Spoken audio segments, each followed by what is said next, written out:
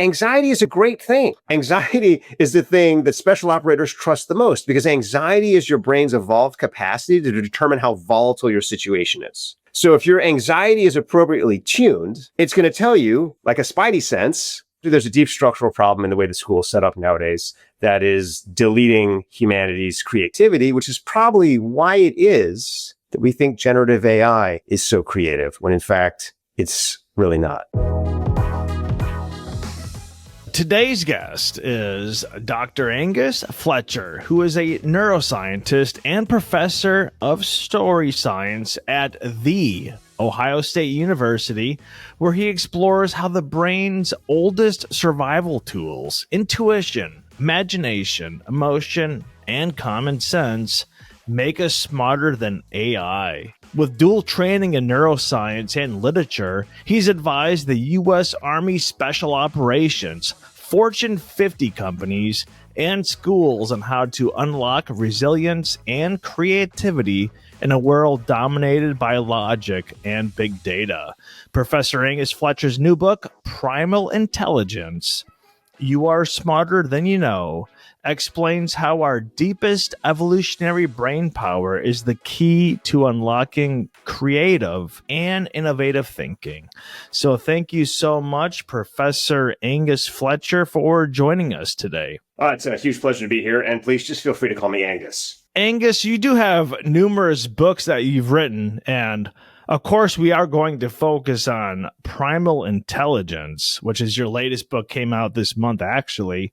But I was reading your book called Narrative Creativity, an introduction to how and why. And this quote I found to be absolutely fascinating. And in this book, you say, quote, "For decades, researchers have observed a decline in students' performance on creative tasks. The decline starts around third grade and persists for as long as students remain in school. It continues in college and in graduate programs. It's not reversed by coursework in engineering, design, and other fields that emphasize innovation and creative problem solving. If you graduate with a PhD in computer science, an MBA, a medical degree, or even an MFA, you will be less creative than you were in preschool. You'll be more of an expert in your field, but you'll have less ability to solve big problems or initiate the deep changes necessary to improve computers, education, business, medicine, and art, etc." So how is it that a preschooler has more imaginative abilities and creative problem-solving abilities than a PhD? And does that say more about the kindergartner or about schooling? And this is a big question. Take it any way you want. No, it says more about school. It says more about school because obviously the most creative people in the world aren't necessarily kids. There's plenty of very, very creative adults, but most of them manage to escape from school at an early stage or somehow protect their brains from being damaged by it. So yeah, I mean, the main takeaway is the more time that people spend in school nowadays, the less creative they get. I'm probably the least creative person on earth because I not only have my PhD, but I then stayed in school for the next 20 years. So I literally probably have negative creativity at this point. And the thing that's most shocking to me about this is not, if you ask almost anybody, it seems intuitive that school doesn't teach creativity, that school teaches you to, follow what school does, and school's out of touch with reality. So that part isn't that shocking. What's shocking to me is that we've known about this for decades. We've known about this for decades, and we haven't made any attempt to change it. So at the core of the problem, as I'm sure you can imagine, is the way that school is set up nowadays. How is school set up nowadays? It's set up to teach your brain one thing. What is that one thing? It is, there's an answer and the teacher has it. So the moment you think that there's a right answer and that the teacher has it, that stops all creativity. It creates dependence. It creates anxiety. It creates anger in a lot of students who are resentful that they're trapped in this environment. And just in general, we know that the more that a kid believes that there's a right answer, the less likely they are to come up with a new one. So essentially, there's a deep structural problem in the way the school is set up nowadays that is deleting humanity's creativity, which is probably why it is that we think generative AI is so creative, when in fact, it's really not. Going back to this quote that I just read, one of the more shocking sentences from your quote is that you say that the decline starts around third grade. So you're pretty specific saying it's third grade. So I guess why is it, what is it about that third grade all of a sudden is this decline? Yeah, so to be clear, that is not my research. My research is about how to address the problem, but that research is pretty well established in the field. And if you've ever gone into an elementary school, you'll see what happens around third grade is the students are suddenly asked to start sitting still more. There's more sitting behind desks. And there's also a lot more standardized tests. My kids just went back to school. One of my kids is in fifth grade. The other kid is in seventh grade. And they went back to school in the middle of August and spent the entire first week taking standardized tests on computers. That was the entire thing that they did for their first week of school so they could be appropriately evaluated. And so that's what starts happening around third grade is kids start taking these standardized tests. Everybody knows, the teachers know, the administrators know, the parents know, everybody knows these standardized tests are not great for the kids. Everybody knows that it diminishes creativity, but everybody feels sort of trapped in the system and unable to stop it. Kind of start your book, Primal Intelligence, where you talk about how you are working with the U.S. Special Operations units in the U.S. military or military. I guess you're British, right? Is that how you pronounce it? But anyways, you're working with the U.S. military, and basically, at first, of course, you kind of were hesitant. You don't want to be supporting these, quote unquote killers. But then you just realize these people are actually like master innovators, master problem solvers. And I found to be, the book was, a great book. And I'm not just saying that because you're here. I actually did really enjoy the book.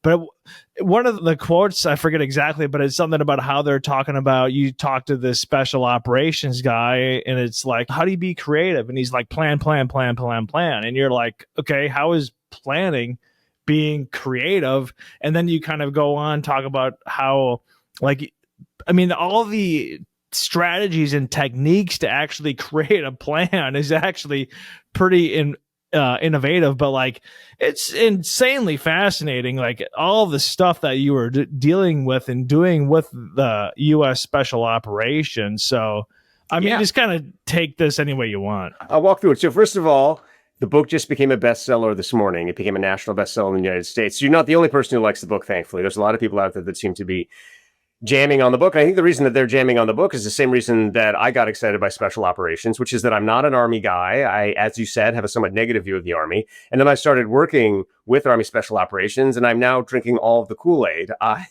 spent 4 years working with these teams, and their job is basically to solve unsolvable problems. And they're sort of parachuted in all over the world to do these really kind of extraordinary tasks. And the other reason we bonded is to go back to the beginning of this podcast. They've been having a harder and harder time developing operators. And the reason for that is the kids coming out of our school system are less creative. And the thing that more than anything else Special Operations prizes is creativity. It's the ability to innovate. That's why it's called unconventional operations. It's because you're always supposed to be thinking outside the box. You're always being confronted with problems that the regular Army doesn't know how to solve, that nobody knows how to solve. And so they've always placed this high premium on creativity. Now, all of a sudden, they're getting less and less students who have those creative abilities coming into their pipeline. At the same time that that's happening, the Special Operations community was forced to expand in the early 2000s because of the global war on terror. So they needed more and more operators. And the thing is, the Special Operations has always had a training component to it. So there's always some training in Special Operations, but it's primarily a selection and assessment environment. And what that means is that they get a whole bunch of people, and then they identify the ones who have the skills that are needed to be special operators, and they tell everybody else, thank you very much, go home. Well, all of a sudden in the early 2000s, they couldn't do that anymore because they needed more operators, and they were getting less recruits that had these creative abilities. And that was the reason that we connected, is because they said, hey, Angus, we know that our teams have this creativity, and we're finding ourselves unable to cultivate it in these young people. Can you put together what we know in our heads and what we're really great at with your science and figure out how to develop a training pipeline so that we can get more of these young people who are struggling with creativity?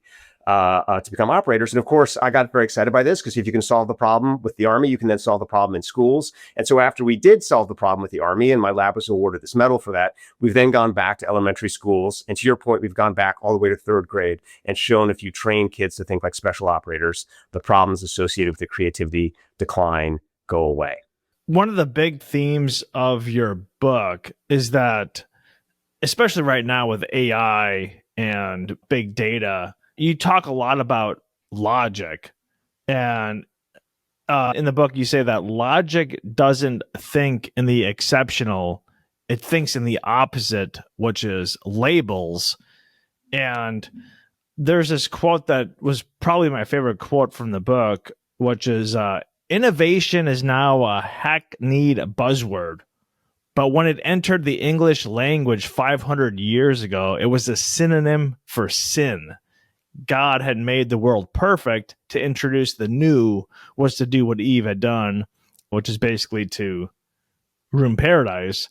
But the fact is, everyone thinks that, like, you know, if you memorize these things and you have all this knowledge and all this math and stuff, that you're then somehow going to have more ability to think. But that doesn't really, that's not how the brain works, I guess, is really the gist of what I'm saying. No. So there's two separate problems here. First of all, the obsession we have with data. Data perfectly predicts yesterday. That's what data does. And so if you're in a stable environment where tomorrow is the same as yesterday, data's great. So if you're living inside a warehouse, for example, or you're living inside a kind of library facility where the texts are stable, data is great. If you're living in the real world, which is about change, data is very, very fragile. And this is why whenever the United States Army has tried to deploy artificial intelligence into actual battlefield conditions, it shatters almost immediately. And this is all kinds of AI, not just the kind of what I would call almost pseudo AI now that we have with these chatbots and these LLMs, which are dominating the conversation, but I mean legitimate AI, you know, facial recognition AI, all sorts of machine learning applications. These things are incredibly fragile in volatile environments, which are the only environments that the Army deals with, and increasingly all of us are dealing with. So the first problem is that we just have this huge emphasis on data. And this goes back into our school system. We're taught that you need to have lots and lots of information to be smart. Kids are forced to memorize all these kinds of things. And then has this resulted in our kids becoming better and better and more successful at life? No, it's resulted in increased anxiety, increased anger, an inability to transition out of school into the real world. One of the things that the Army often says to me is school today trains kids to solve math problems, but not life problems. And so that's all the result of this emphasis on data, when in the real world, data is fleeting, it is thin, it is fragile. The other problem here is it completely fundamentally misunderstands intelligence. So if you talk to almost anyone in the world today, including not just people off the street, but cognitive scientists, psychologists, computer scientists, there's basically two theories of intelligence. The first is that it's some form of computation. The second is that it's magic. So under magic, what we mean is that somehow consciousness or some ineffable emergent power produces intelligence. And, you know, once computers achieve consciousness or whatever, blah, blah, blah, they'll have that too. But it's this magic thing. It's immaterial. It's spiritual. It's a part of the soul or something like that. So that's one group. And then the other group says, no. And the other group identifies as materialists. And they say, no. It's all reducible to computation. And this is why even people like Gary Marcus, who I respect tremendously, has, a lot of faith in things like neurosymbolic AI. So other forms of LI other than the LLMs and the chatbots, or people will say quantum computing will solve these problems. So everyone who thinks that intelligence isn't magic thinks that the human brain is some form of computer. This is crazy. This is totally crazy. Computers are very, very simple mechanically. All the thinking they do is based on transistors, which are basically on-off switches. These on-off switches can then be used to build various forms of logic gates, NOR gates, AND/OR gates. You know, these processes go back to Aristotle's organon. We understand how they work. They're very, very simple, which is why they're so effective at scaling. Take a look at a human neuron.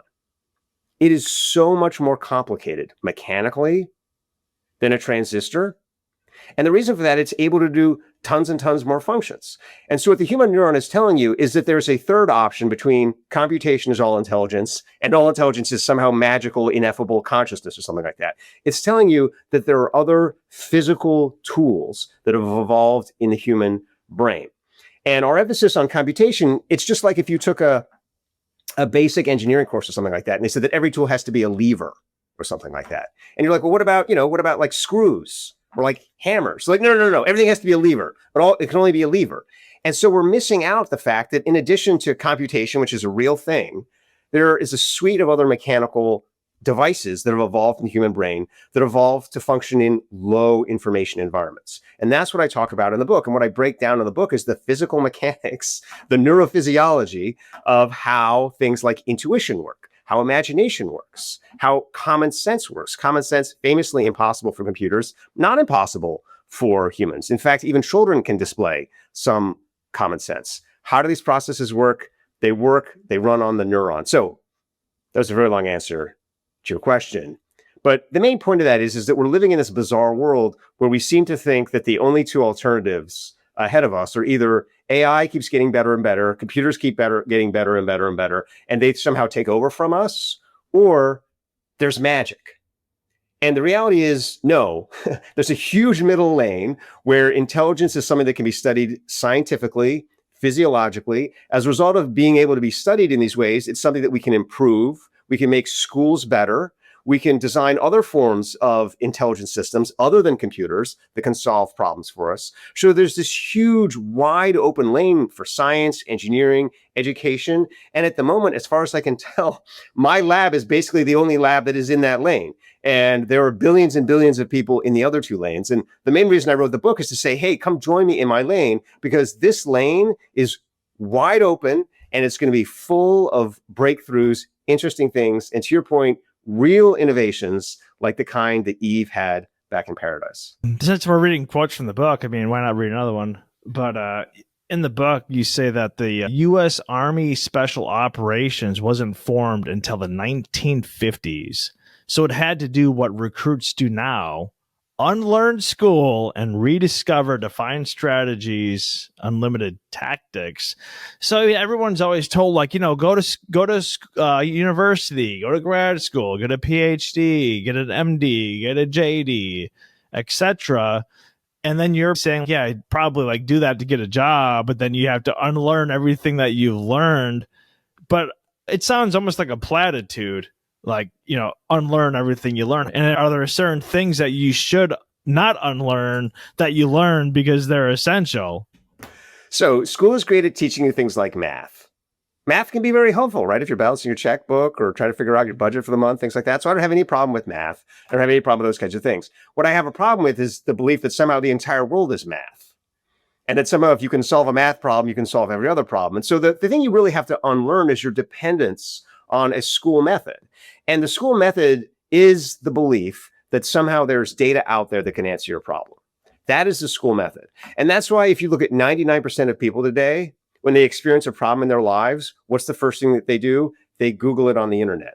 They say, oh, I'm having a problem. I better look to the internet. The internet will give me the answer. And of course, people are now getting even lazier. They're not even Googling anymore. They're just asking AI, which is basically just a kind of giant, mash of the internet filled with sort of dubious hallucinations and other problems. And so there's just total and utter dependency on this dumb information technology. And the reality is that the way that learning occurs is through trial and error. That's just how learning occurs, because we live in a biological environment. That's why science uses what's called the experimental method, the scientific method. How does the scientific method work? Is you form a hypothesis and then you test it. And then if it works, you keep going. And if it doesn't work, you change. Babies work the same way. If you look at how a child learns, they try things. They're active. They don't sit there passively absorbing information like a computer does. They don't go on Google trying to upload information into their brains in some kind of like weird twisted version of the Matrix. They attempt to do things, and then they learn through feedback and interaction with their environment. And so when we're talking about unlearning, the critical thing to unlearn is your dependence on something else to tell you what to do. And the key thing to get back is your initiative. Come up with your own plans and try them. And when we work with young people, this is the hardest thing for them to do. Even when they can come up with their own plans, they immediately look to you as the adult for validation. They say, would you think that would work? Should I try it? What could go wrong with it? And then they wait. And what we start to try and do, so We're actually revamping our entire business school here at Ohio State. I've been put in charge of this because the work was so successful with the special operators. And as we've already kind of discussed, this book has become surprisingly successful too. Because of all that, we're reworking our curriculum here to emphasize experiential learning. What is experiential learning? Experiential learning is basically what you would do in a state of nature.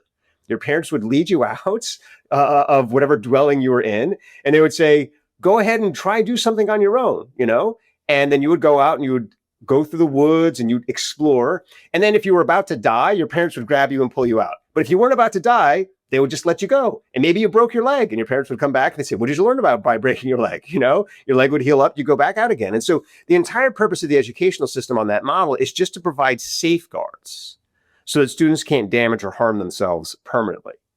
But its responsibility within those safeguards is to simulate the chaos and uncertainty of the real world, which is to say its purpose is to present complex, open-ended problems that there are not right and wrong answers to, allow students to develop their own responses to them, and in doing so, not just understand what answers work, but understand what answers work for them. Like, there isn't a right answer to life. And the tragedy of our most successful students, and I can say this because I've now worked in college environments for 20 years, is they think success is becoming an investment banker. Because we spent the last 20 years telling people, really, success is somehow making more money. And then when you have that money, hey, you can use it to, be free, or, you can give it to other people, you can have some kind of like altruistic outcome for this money. But people have been taught, hey, money is ultimately success. And as a result of that, kids are like, well, what's the fastest way? What's the most frictionless way that I can make money? That's investment banking. Why? Because investment banking is really robbery. I mean, everybody knows this, but basically there's a small number of people who sit in these banks and use their leverage and their capacity to have access to these, different financial networks to get rich faster than the rest of us. And so that's considered to be success. And once again, what you see there is instead of kids figuring out what's right for them, they just say, oh, this is the path that everyone else seems to think is success. And I work with tons of kids who are either unsuccessful at becoming investment bankers and are therefore depressed, or become investment bankers, make a lot of money, and are also incredibly depressed because it's not their life purpose. And so what the function of school should be is to allow kids to explore the world, explore themselves, learn what works in the world, learn what works for themselves, and then release them to go and grow, to continue exploring now that we've given them the kind of basic tools and tricks that they need to survive on their own. One of the more powerful chapters of your book, Primal Intelligence, which is when you're talking about the who, what, when, where, why, and how. And of course, we've all heard this stuff since we were in elementary school about how to use these to kind of create a narrative. But one of the big things that you mentioned is just kind of skip the why. And I think when you mention the why, you kind of pass judgment onto some person, or you could potentially create judgment. Also, you're getting that person's perspective on why they have the why, which could be different than your why for why they have the why. So, and I was kind of like talking to this about my fiance, and she's like, oh yeah, that makes sense. When you it seems obvious once you actually explain it, but can you kind of talk about... Can I explain it? Yeah. Yeah. I'll totally explain. Well, let me explain it by telling a story which your audience will hopefully find amusing, which is the story of how after I've been working with special operations for a year or so, I get this phone call. And I pick up the phone and it's, Angus. And I'm like, yeah. And the person on the other phone is like, this is Tom.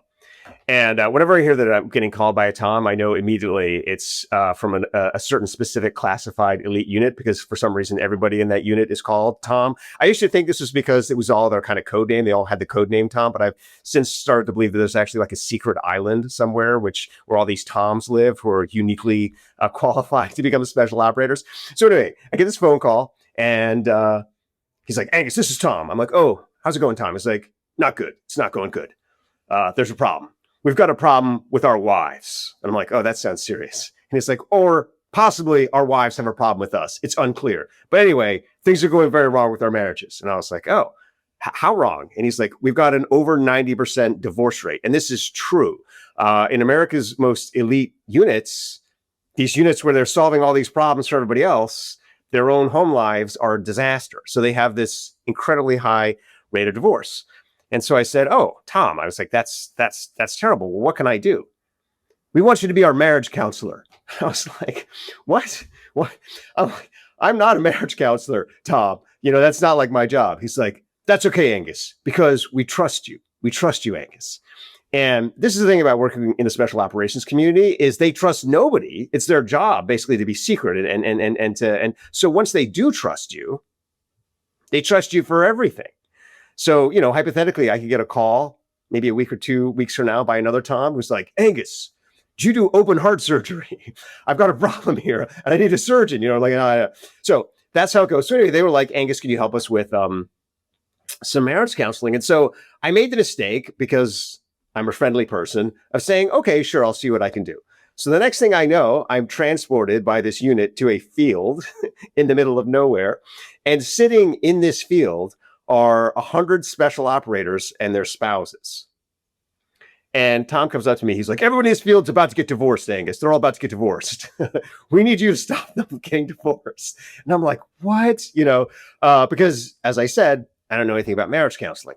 However, I was able to stop, or at least assist in stopping, those couples from getting divorced. As far as I know, all those couples from getting divorced, by using a simple trick that I actually picked up from the operators. And that trick is the trick that you've just talked about. And the trick originates in an interrogation unit, essentially, of special operations. And the purpose of this unit is to find out things about the other person, and to find out everything about that person. And in fact, often find out things about that person that they may not even know about themselves. And so how do you do this? Well, what you do is you ask the classic reporter's questions. You ask who, what, when, where, how. Those 5 questions are amazing. You can ask them about anything, gather all sorts of information, but you never ask the 6th W, as it's called, why. You never ask why. First of all, you never ask why because you don't want the other person to give you their assessment, because then you're servicing their own judgment, right? But you also want to avoid why because you yourself want to avoid making a judgment. The moment your brain jumps to a why, it feels like it solved the problem. And that's because why is what the human brain is always looking for. The human brain is looking for why. It wants to understand the cause that something is happening. This is the basis of narrative, essentially, which we won't go into in this podcast, but that's really sort of, my expertise. That's why I work with all these units is why. And why is also, of course, the basis for science, right? That's what science does. So you want to know why. But the moment you jump to why, you stop being curious. And so you stop learning. Your model of the universe becomes fixed. Or if you're having a conversation with another person, your model of who they are becomes fixed. So if you're trying to have a conversation in which you learn about the other person, you want to avoid why and instead lean into these other questions. And this becomes particularly important in personal relationships because it turns out that the reason that 99% of relationships break down is because of judgments. You think you know the other person better than you do. And as a result, when they do something, you get irritated with them because you're like, "I know why you did that." And you also don't think there's any mystery or anything interesting. You get bored when you have a conversation with them. You get irritated when you have a conversation with them. And so what this technique does, even though it was developed for interrogation purposes, it actually helps people improve their relationships by asking these other questions, by leaning into the things that surprise you about the other person, by realizing that actually you know your partner a lot less well than you think. There's a lot of surprises in there waiting to be discovered and a lot of your own judgments to be overturned. That's what creates a healthy, growing relationship, is this constant sense of discovery. Also, by asking your partner these kinds of questions in an open manner, they'll start to learn things about themselves because you'll start to surface things that they hadn't really thought about that much. And then they'll start to think about them and they'll start to have kind of insights into themselves. So we ran this exercise with the operators and their spouses in the field. And essentially, I thought it was going to be kind of just like a warm-up. And it turned out that was basically the whole day. They just went off and had these deep conversations with each other, started to kind of learn more things about each other. And I would encourage you to use this technique in any environment where you think you know the other person, or you're just feeling bored. Like maybe you're hanging out at dinner with your family and you're like, "Oh my God, this is so boring. I wish I could go on my phone right now. My phone's so much more interesting than my family. Wish I could watch some TV right now or do something like that." No. Have a conversation with your family in which you ask who, what, when, where, how, and suspend the why. And you'll start to discover You learn about each other, you develop a stronger bond, a stronger sense of community, and you grow. We started this podcast with your intro, and you talk about how you've worked with U.S. special operators, Fortune 50 companies. You work with schools, you work with Hollywood actors, Hollywood writers, and you work with a lot of entrepreneurs, a lot of, quote unquote, high level people, which maybe these high level people don't even have the capacity of a preschooler with creativity based on what we've talked about. But you work with a lot of, people that are quote unquote successful in society. When they contact you, what is like the main, it seems like there's a lot of commonalities. Like, we need to think more creative. We have these issues. We have to innovate. So what are the things that you have to solve? Why are you brought in to help fix whatever problem it is? This is a great question, because people might be watching this and think, wow, Angus is working with all these people. He must know a lot. He must be like the most successful entrepreneur. He must be the kind of person we want to put on a helicopter, right? And just fly into the heart of war to solve war. He seems to know everything. He could probably write all these movie scripts and be a great actor. The reality is I know almost nothing. I literally know, and I'm almost totally incompetent in life as myself, as I've already kind of confessed at the beginning of this podcast. So when this first started to happen to me, I was actually kind of unnerved, because I was like, I don't know anything, But it turns out the one thing that I do understand is the brain, and in particular, how narrative works in the brain. And the way that narrative works in the brain is it creates the story that the brain tells itself. And in the modern world, we think of a story as just a form of communication or something like that. But a story is a sequence of actions. Another word for story is a plot, is a plan. So a story is your plan for your life. And the more that you think about your own life story, the more that's revealing to you, here's what my plan for life is. The more you think about your future, the more that says to you, here's all the ways I could go. The more you think about your past, the more you think that's my origin story. That's my why. That's where I came from. And so what I'm really good at working with people and identifying their actual story, because most people lose their story as they grow up. And what happens is external pressures from their environments disorganize them. Financial pressures disorganize them. Peer pressure disorganizes them, and they lose their sense of who they are. There's a biological reason for this. So as you sort of indicated at the beginning of the program, my origin is in neuroscience, and I'm sort of the only person really in the history of neuroscience to study the origin of stories and how they work in the brain in this way. And what's fascinating, maybe the most fascinating thing to come out of my research, is that when the brain gets scared, when it experiences fear, it loses confidence in its own story and tries to find a story from outside. And you'll discover this all the time in your own life.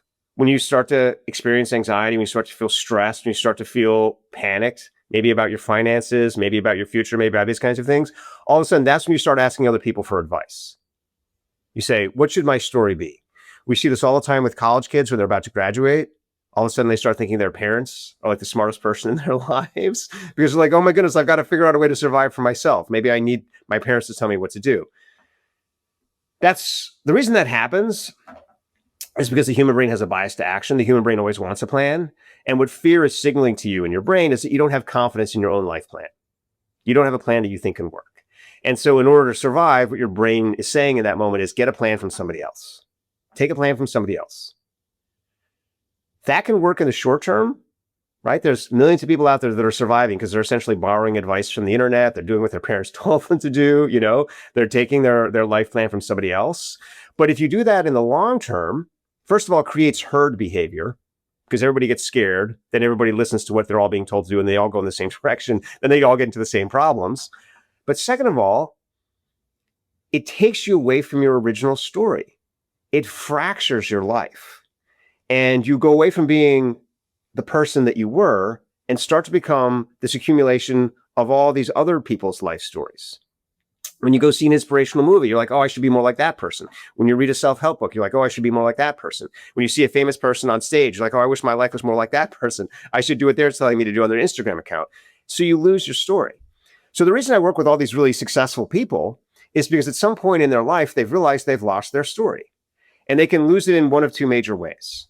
Sometimes they lose it, like if they're a very creative person, they lose touch with what is creative about themselves. And this can happen a lot as a creative person because it's very stressful to be creative. And so a lot of times as a creative, you might rely on other people, or you might start relying on substances and things like that. And, substances of all kinds. I'm a very sober person and a strong proponent of sobriety. Warn your listeners about this. I'm not a fun person at parties because what substances do is they separate you slowly from your own life story. And so creatives, the more they depend on these substances to give them that kind of emotional boost, that emotional confidence, the more they lose touch with their own creativity. So a lot of successful people out there have just lost track of the source of their own success. And we go back and we walk through their past and we say, what's unique about you? So I'm like the opposite of a therapist. Like when you go see a therapist will give you a list of 5 or 6 major problems that people have, and they'll diagnose you. They're like, you have ADHD, or you have this problem, right? I'm going to give you this off the shelf solution. This is like what McKinsey does when they're trying to fix a company. But like, you have problem number 6. I've got answer number 6. I do the opposite of that. I say, you're a totally unique person. Your problem is totally unique to you. Let's figure out what that unique problem is, and let's figure out what your unique story is, and let's get your creativity back. So that's the first thing is, a lot of people come to me because they've lost the source of their success and they want to get it back. And then the other reason people come to me is because they've in fact been incredibly successful, but they have no purpose or meaning in their life because they've become an investment banker or they've done something else which has made them a lot of money, right? And then they've lost track of why they were alive in the first place and what it is they're trying to do. And we have to walk them backwards. And so that's why I get a chance to work with all of these cool people, is because I am the world's leading expert on your personal story and how it works in the brain and how to get back to it and how to use that story to be successful on your own terms. So that instead of turning on YouTube and having someone yell at you about if you just buy this penny stock, you know what I mean? Or if you follow my 6 guaranteed rules for life success, you'll be happier. I'm instead like, no, the answers lie inside you. And a big part of what I'm going to do is just help you walk yourself back to who you were in the beginning. And then you're going to find the answers that work for you. You're going to be the author of your own life story. You're going to develop that strength, that resilience that we call anti-fragility. And then you're going to be able to go forward, whatever happens, to find where your story ends. This kind of discussion made me think of was I had a pediatrician on the podcast called, or his name was Dr. Paul Turk. And we were talking about the anti-depression medication or ADHD medication. And he's like in his 70s, and he used to be an anthropologist. And he's like, you have emotions to signal you. It's a signal. Like, so if you have fear, if you have anxiety, these are things that are signaling you. And then now you're taking an antidepressant, some ADHD medication. You're now blocking actual response that your body is sending you. Like, it's, I can't imagine, like, this has to be effing you up. I mean, your body is giving you this signal, right? Like, why are you blocking it? It's telling you something. So, as I'm sure he also said, there, of course, are individuals out there who do have ADHD, and there are, of course, individuals out there who do have crippling chronic depression, anxiety, and things like that, and medication can be helpful for them. However, we are over-diagnosing and over-medicating people that are perfectly healthy. I mean, and that's really the problem, right? Which is, I'm sure what he was saying is that if you go to almost any school now in America, you'll be told that all these kids have ADHD. It's like, well, what makes you think they have ADHD? Oh, they're just like really restless. They can't sit still. Oh, is that wrong that they're restless and they can't sit still in school? Or is that like completely, totally normal? Do they display these symptoms of ADHD when they're just allowed to go outside? No, they seem totally normal when they're outside. But when they're in school, they clearly have ADHD. Are the kids anxious most of the time? Or are they only anxious when they're taking a test, right? These kinds of questions, they're starting to realize that actually the source of a lot of these problems is the environments we're putting young people in. They're causing problems. Then we're medicating them, to your point. So we're then alienating them from their own emotions. We're getting them to be scared of their own emotions, not to understand their own emotions. Anxiety is a great thing. As I talk about in the book, anxiety is the thing that special operators trust the most, because anxiety is your brain's evolved capacity to determine how volatile your situation is. So if your anxiety is appropriately tuned, it's going to tell you, like a spidey sense, when you need to react, when you need to change. And if you are not in tune with your anxiety, if you fear your anxiety, then when things start to change, you're not going to react fast enough. Also, because of the way we've created our world, right, where a lot of us live kind of like house cats. So we surround ourselves with technology, these frictionless, unreal environments where we're not in tune with the natural world.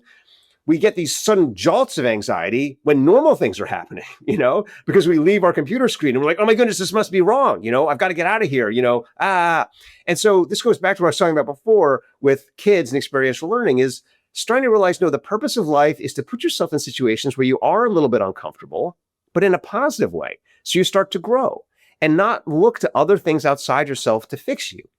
Even if you are using medication, the medication is not going to fix you. We do this all the time with operators who are struggling with PTS, post-traumatic stress.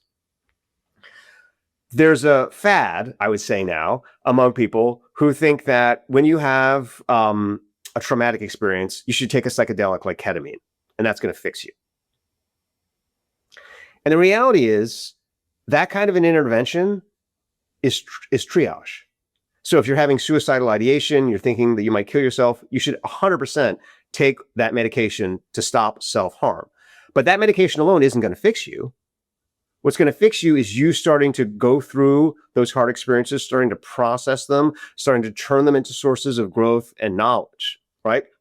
So even in the most extreme cases, there isn't a medication that's going to fix you. There's just a medication that can help you manage the problem long enough for you to get back in control and you to start fixing the problem yourself. I mean, that's the challenge, but also the opportunity of life. So yes, I'm not opposed to psychiatric care. I'm not opposed to medicine. I'm not opposed to all of these things, but, I mean, in the same way that most doctors will tell you that what a surgeon does is make a few incisions and then let the body heal itself.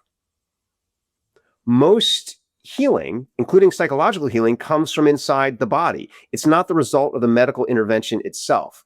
And as a society, we've started to think of ourselves like we think of technology. When a phone is broken, of course, you go in and you change out the screws and then it's fixed. That's not how the human body works. The human body works, you go in there, you give it a little bit of an assist. Maybe that assist is a psychiatric drug used under kind of appropriate sort of supervision, but then the brain starts to heal itself. And that second part is the part that people seem impatient for, and that seems to be kind of missing tragically from our modern world, because that part of fixing yourself is actually where you grow. As a neuroscientist, I guess I have to wonder what you think about the whole left brain, right brain thing, where it's like, oh, the left brain is the creative side. And like, right. The left brain is the logical side, right? No, that's what I should say. Like, oh, I'm left brain. I'm logical. I'm an artiste. I go to Paris. I'm creative. You're right brain. You like to do math and accounting. I mean, this is like some type of stereotype. I mean, to me, I always thought it kind of was like, oh, that's kind of bullshit to me. But maybe the person that is an accountant is just trying to pay the bills and actually wants to be a painter. But I don't know. Maybe I'm wrong on this. I don't know. No, you're completely correct. There are some very minor differences between the left side of your brain and the right side of your brain in terms of how they're connected to your parasympathetic versus your sympathetic system. But none of those differences that you've just talked about map over left brain, right brain. What's crazy is if you go on Amazon and you look, there are literally thousands of people a day buying these books about how your left brain and your right brain are different. It's total nonsense.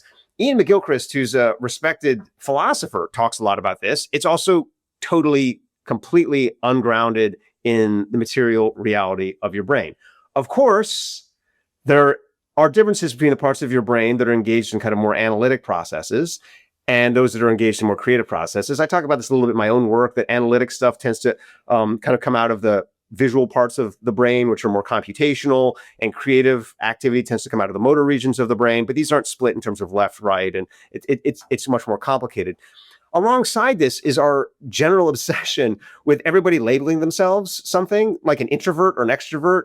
This whole thing, these are these Jungian ideas. If you go back to the beginning of the Myers-Briggs test, it originates in these two sisters who used kind of Jungian psychology, which is essentially based on magic, by which I mean not science. So if you happen to be a wizard, it's possible that you're an introvert or an extrovert. But if you're a biological creature that lives in the physical world, your brain isn't an introvert or an extrovert. It just has kind of different tendencies that you're unhelpfully labeling in these ways and therefore restricting your capacity for growth. So in general, the thing that I always try and emphasize to people is that you are unique. And that our modern world is obsessed with labeling things because our modern world has a computational mindset, and computers label things. Computers put things into categories and then say, I've solved the problem. Life isn't about categories. Life is about open-ended growth. Every individual that exists on this earth right now, their brain is different from every other individual. And their brain is also different from every individual that's lived before. You can know this if you've ever seen something known as a family. You might have seen a family out there in the wild. And what you'll notice is that in the family, there are two parents and then a bunch of kids, and the kids are not identical to each other. Even though they have exactly the same parents, they're not identical to each other. And then you might meet a pair of twins, right? And you say, of course, these twins are going to be exactly the same as each other because they're twins. They're not the same as each other. They're completely different people. And what that's telling you is that biology branches. When you go out into a forest, the shape of a tree is itself branching, but that's why there's many kinds of trees in the forest. It's because biology, growth in general, tends towards branching. It tends towards diversity. That's the engine and the end of growth. So it's a very long answer to your question, but yes, there's no left brain, right brain difference. I mean, there's some trivial ones, but not in the way that they're used here.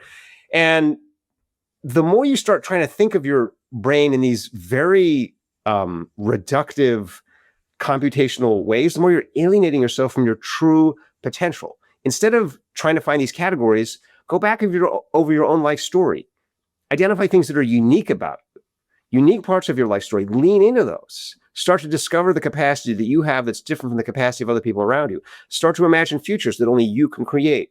Go create those futures. That's unlocking your potential, as opposed to diagnosing yourself as being one kind of a person or another person, then finding a safe space where you feel validated because it fits your diagnosis, and then just sitting there and not growing. You talk a lot about innovators. In our lifetime, Steve Jobs is probably, at least in your book, the best example. You talk a lot about Beethoven. You talk about Shakespeare. You talk about, well, actually, there's a lot you talk about, but we'll just go with that. But basically, I guess my point is that you actually you went to Apple and you talked with people that worked with Steve Jobs. And Steve Jobs, unfortunately passed away in 2011. Probably killed himself with, being a fruitarian, but that's a separate topic because he died of pancreatic cancer. But anyways, people that want to be innovators, they read the famous book by Walter Isaacson. And your kind of gist was that Walter Isaacson just thought that Steve Jobs wasn't really an innovator. He just tweaked a few things. I think you mentioned that he's just kind of a tweaker. And that the person that actually wrote his biography didn't even understand how much of an innovator Steve Jobs was. But you actually talked to people that worked with Steve Jobs. You went over and met with people at Apple. You talk a lot about Pixar, which is, of course, how Steve Jobs actually made his first $1 billion. It wasn't with Apple. It was with Pixar. So, I mean, I'm rambling on. If you just want to kind of take this story, this is totally great. And this we might have to start wrapping up because I believe it or not, I've got to go give a talk to a bunch of famous people in about 20 minutes. But yes, so this story, which people can find in the book, which is a fascinating story, is like everyone else, I'm interested by Steve Jobs because I'm interested in all.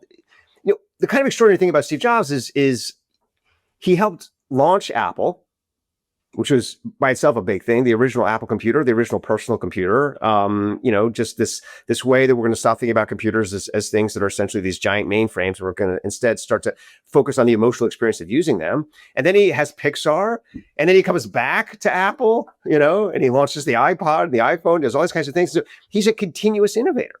And so I was just fascinated by this. And so I went to Cupertino to talk after Jobs' death to the engineers there. And they said something that a lot of people have felt, which is that when Steve Jobs left the building, so did his spirit of innovation.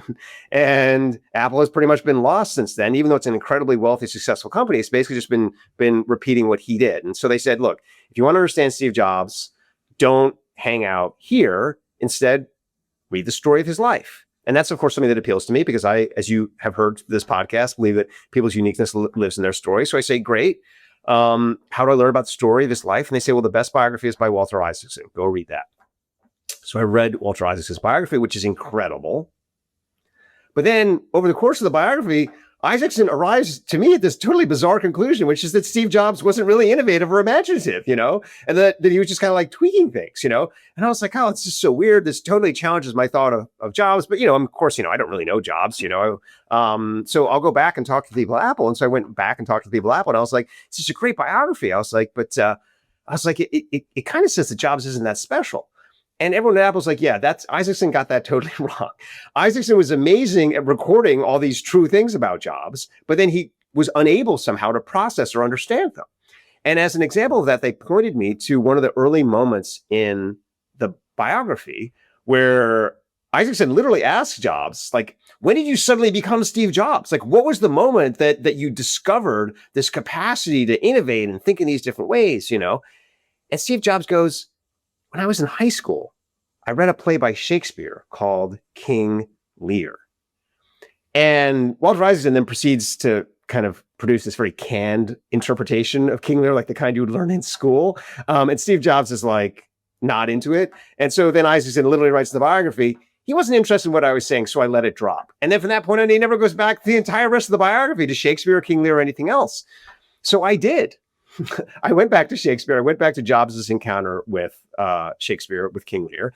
And what I realized is that Jobs read Shakespeare the same way that Van Gogh read Shakespeare. Van Gogh is another hero of Jobs.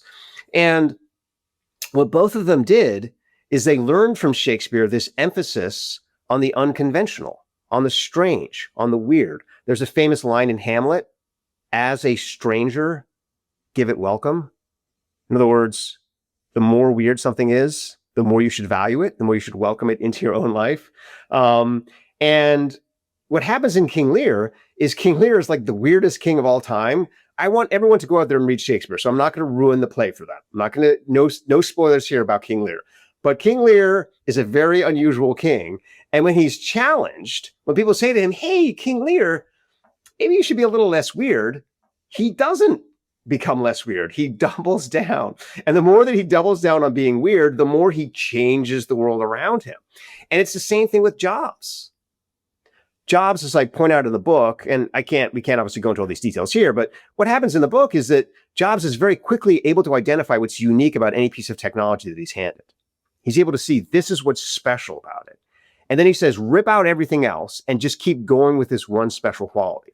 And what that does is it intensifies the uniqueness, the specialness of the product until it breaks the world, just like King Lear breaks the world. And this is why Steve Jobs was known for having a reality distortion field, was his ability to essentially lean into the uniqueness of things until they literally broke reality. So that's what I talk about in that part of the book. And I found that completely fascinating because it, for the first time, just by talking to these Apple engineers, revealed to me what was unique about Jobs that Apple had lost. In your book, you talk about grinders and hackers, and I would imagine that a lot of the people watching this podcast fall into one of those two categories. In order to figure out what those are, they, of course, can read the book, The Primal Intelligence. But kind of last big question here, because since I know you have more important things than to talk to Jesse and our podcast, but for people that actually are thinking like, hey, this book is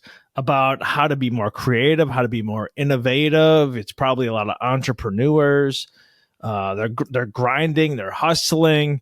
What are some techniques that they can implement today that will take them from being in the box to out of the box? Or maybe not even a box. Maybe we're talking to some type of trapezoid or a circle. I'm not even sure at this point what we're talking about. Outside of geometry entirely, radically, right? Asymmetric, unlinear space-time. Yeah, so, okay. So what you're talking about there, this is actually chapter 6. If people want to, I think it's chapter, or actually might be chapter 5, I think. It's chapter 5. If you want to skip the rest of the book, this is a chapter on innovation.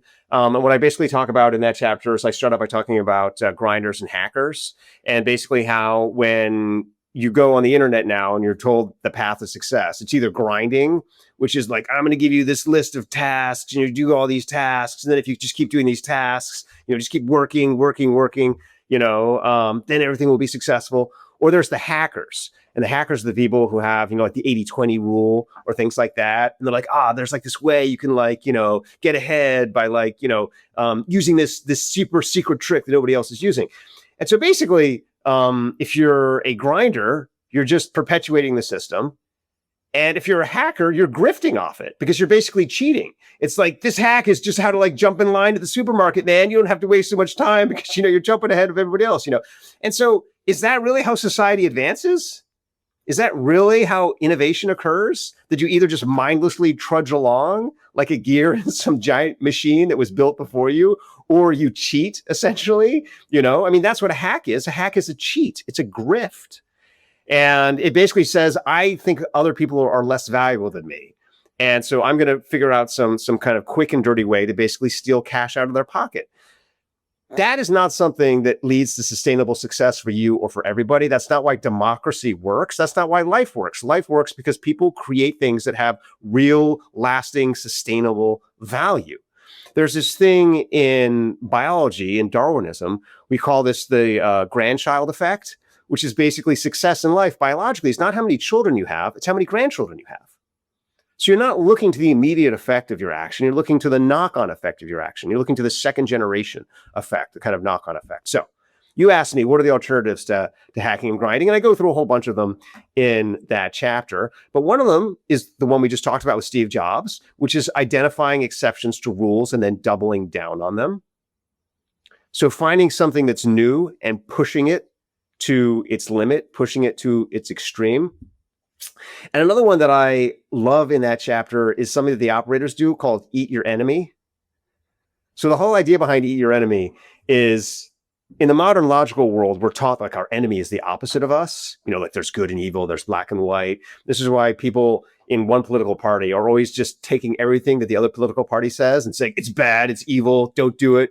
So if another political party has a good idea, you have to figure out some way that it's a bad idea. Because the idea is that, because, this model, this logical computational model is that, our enemy is the opposite of us. In reality, when you look at combat, real combat, actual adversarial engagements, your enemy is nothing like you. They're an individual, just like you. That's why different boxers have different fighting styles. One boxer is the opposite of the other boxer. If you watch, MMA or one of these kind of ultimate fighting things, fighters don't have the opposite moves from each other.